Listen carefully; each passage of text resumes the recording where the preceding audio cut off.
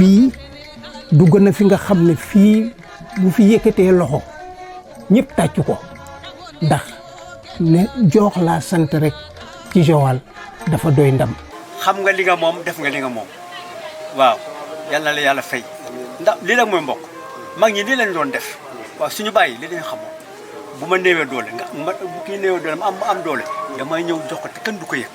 kon mun nañoo wax ne moom mooy la racine principale de Joal parce que bokk ci la plus grande famille de Joal muy la famille Joox ñu naan ko Mbidi Maak.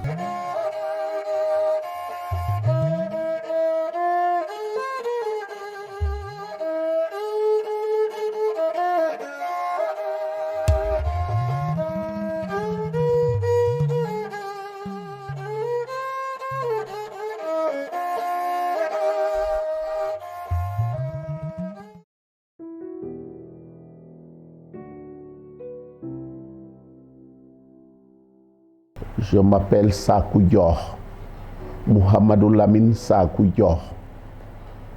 Je suis le père de Daouda Joox.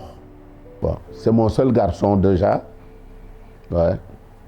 Alors, on a vécu ensemble, alors, dans le bonheur comme dans le malheur, ouais. Avant qu'il arrive là où il est. C'est bon. Autrefois, c'était un petit qui était un peu sédentaire. Alors, il est né dans les années 78, mais après le décès de sa mère, il n'avait que 15 ans. Alors, Mamie qui suit n'avait que 13 ans. Ami qui venait après n'avait que 8 ans. Bon, on a galéré un peu, mais c'est normal, ça fait partie de la vie. Avec le métier que j'avais choisi, la navigation maritime, qui me privait de rester avec eux constamment. Mais heureusement, il y avait la présence de mes frères et de mes cousins. Mes frères, si je dis frères, les Issa, Hassan et autres de Joal, ma petite sœur Ndeye Bana qui est toujours restée fidèle à la maison. Après, il y avait aussi la famille de Castor, tels que Cheikh Sarr, alors, et ses frères. Alors, ils l'ont encadré à mon absence. Mais je ne faisais que 4 mois de boulot, 2 mois de congé. C'était dur, c'était désagréable des fois, mais on cherchait toujours à accepter la réalité des choses. Bon, pour les satisfaire, j'étais obligé de forcer sur les manettes. Alors, être plus sévère avec eux, je leur mettais dans leur tête qu'ils n'avaient pas droit à l'échec. Et j'affichais partout, un peu partout dans le salon comme dans leur chambre, des adages de Thomas Sankara surtout, en leur disant un fils qui ne cherche pas à être meilleur que son père n'est pas digne d'être le fils de son père. Alors, tout le temps, je leur faisais presque, je peux dire, du chantage là-dessus. Et une petite anecdote, au décès de Sankara, il a passé toute la journée à pleurer. Alors, tellement il s'attachait à ça. Alors, c'est ce sacrifice que j'ai effectué. Même mes cousins et mes frères qui étaient à la maison avec nous, alors je les embêtais beaucoup sur ce côté-là. Alors, pour qu'il y ait plus de sérieux, quoi. Alors, je sais que même toi, hein, Omar, tu savais ce qui se passait à la maison. Des fois, alors c'était vraiment l'enfer. Mais l'enfer, ce n'était pas pour les emmerder, mais c'était un défi. Un défi. Parce que je voulais toujours que mes enfants soient meilleurs que moi. Ouais. Même vous, je vous forçais sur beaucoup de choses. Beaucoup de choses. Et comme ça, alors, tous les enfants du quartier aussi étaient des amis à nous. On appelait la maison la Sanzala. Ouais. Et c'était la maison de tout le monde, tout le monde. Bon, après maintenant, les études primaires, ils sont partis continuer leurs études à Saint-Michel.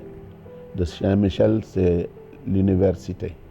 De l'université, c'est il a débuté dans des petites sociétés à Dakar, en passant par Salama Assurance et tout ça, avant de tomber sur le Mali.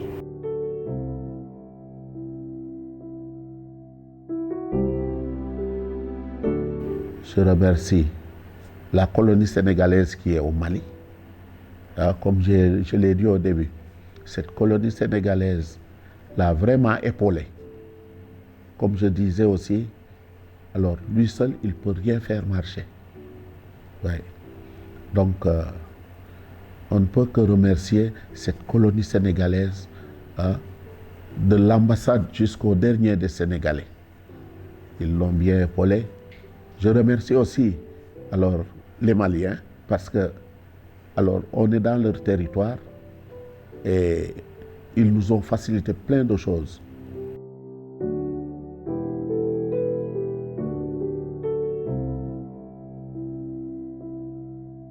Daouda Diokh, en tant que président de la Fédération des associations sénégalaises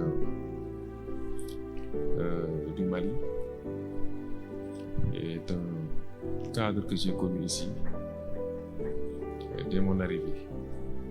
Étant à l'époque président de l'association des cadres et hommes d'affaires sénégalais. Et donc je l'ai connu engagé au sein des cadres, donc qui est généreux, vraiment qui a envie de faire bouger les choses, sa communauté, quelqu'un qui a envie de servir. D'ailleurs, c'est l'une des raisons qui a milité en sa faveur lorsqu'il s'est agi de mettre sur pied la fédération qui allait regrouper toutes les associations sénégalaises du Mali. Et parce qu'il fallait faire le choix sur une personne qui est capable de fédérer toutes les associations à l'époque qui étaient vraiment disparates. Et on n'a pas regretté de porter notre choix sur lui, un choix qui a été accepté, la quasi-unanimité de la communauté sénégalaise. Et malgré les difficultés, malgré les contraintes que nous savons tous, donc il essaie tant bien que mal de dérouler et donc de mener à bien cette grande association qui aujourd'hui symbolise l'unité de la communauté sénégalaise au Mali. Et donc vraiment c'est ce que je peux dire globalement, c'est quelqu'un qui a envie en tout cas de faire bouger les choses, qui aime sa communauté.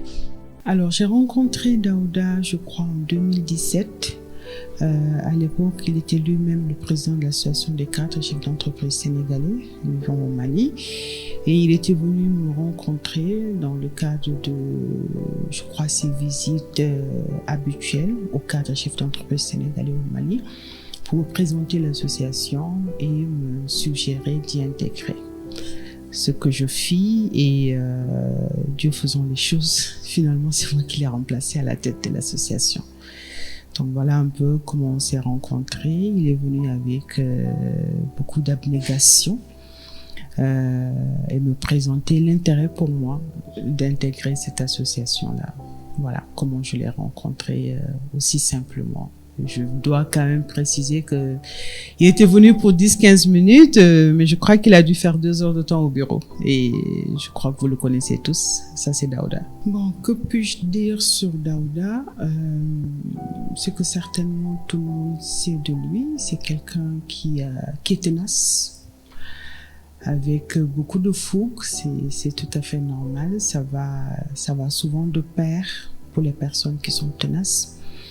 Il est plein de pugnacité. Il est également plein d'initiatives. C'est autant quelqu'un qui sait aller ensemble avec les autres, mais c'est également quelqu'un qui sait cheminer seul. Donc, juste pour dire que c'est le genre de personne qui, lorsque, en fait, elle sent que quelque chose ou quelqu'un va le retarder dans l'atteinte de ses objectifs, va chercher à aller tout droit parce que ce qui l'intéresse, c'est l'objectif qu'il doit atteindre.